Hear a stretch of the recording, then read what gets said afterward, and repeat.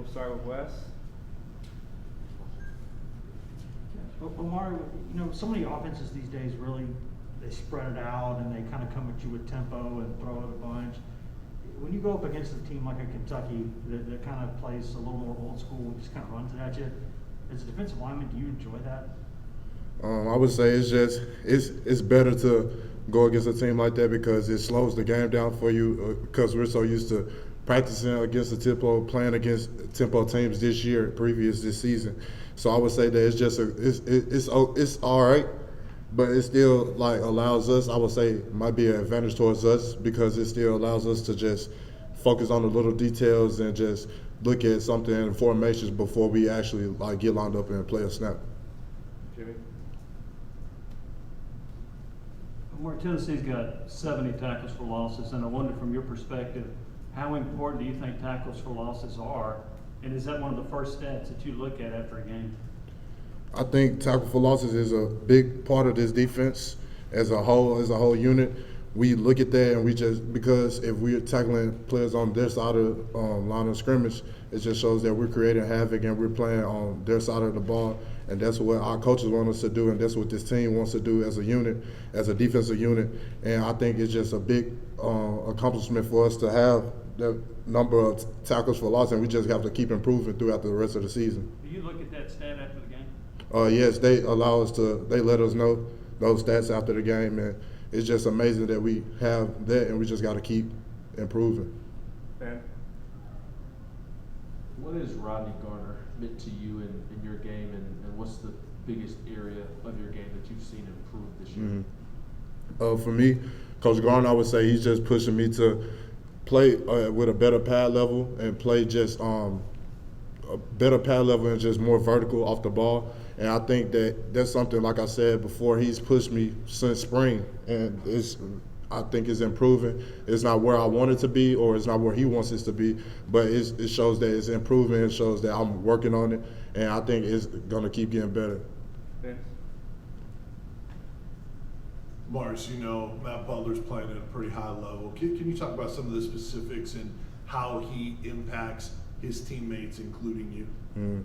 Matt Butler, he's a real great teammate. He's always putting other players before himself. He's always looking to help others, just always, whether it's in practice, outside of practice, he's always looking to just help you be a better you. And I feel like Matt Butler is really showing up, and Matt Butler is keep doing big things. And it's just really been a great for me, just coming in, being able to, taking me under his wing.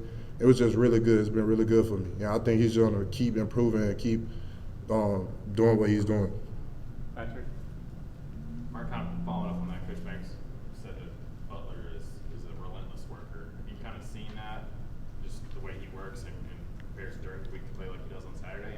My bad, because you repeated, my bad. Yeah, Coach Banks and you're talking about how Matt Butler is just a relentless worker and talking about how what he does during the week shows up on Saturdays. As a younger player watching an older guy do that, does that kind of motivate you, or kind of what's your view on him? It's laying the ground for me as a younger player to keep that going on as he goes out. Just keep that going, and for whoever comes in after me, and that's what Matt Butler, he's taking a big step, and he's always been a leader, and he's just taking another step as a leader this year as Coach Garner pushes him to a high level every day, and it's just Matt Butler's accepted the challenge, and he's not only proven to us in this building, but he's proven to everybody that he can really do it. And it's not all about football. He's just a great guy off the field as well, and he's just a great teammate. Any more? Ryan, and then back to Jimmy. Omari, you guys have done a pretty good job of shutting down opposing running backs in the running game this year. Why do you think you guys have done a better job of that this year? Is it as simple as just winning more one-on-one battles, or something scheme-wise, or mindset and approach, or what's gone into that? I would say it's just far as just playing vertical, playing on the other side of the line of scrimmage. And I think that's very important because running backs don't like when linemen are in their face. So I think when we do that, it makes it hard for running backs to do what they do. And I think we just got to keep improving on that. And we're not satisfied with what we have done so far. And we just want to keep improving over these next 4 games. Jimmy and then Eric. Omari, you involved in that safety against Ole Miss, and I just wonder your reaction to that play, what it meant to you, if that's kind of like the holy grail for a defensive lineman. It was a really exciting moment, especially against Ole Miss, which was a school close to home for me. So it was just a really exciting moment to have my family here and see that, and for it to be my first sack and for it to be a safety. It was just it's blessings, and I was just very happy, and my teammates were so happy for me. I was just excited. Eric? Yeah, I know you don't like to live in the past, but that Kentucky game last year, were there some lessons learned from that game, moving forward the rest of the season? Yeah, I feel like looking back, we just don't look back at it. We just continue to work and just realize we know what happened last year, but it's a new season, it's a new team, and we're just going to keep doing what we're doing and keep playing how we're playing. And being an in-state guy, does the Kentucky game, mean maybe a little bit more compared to other games?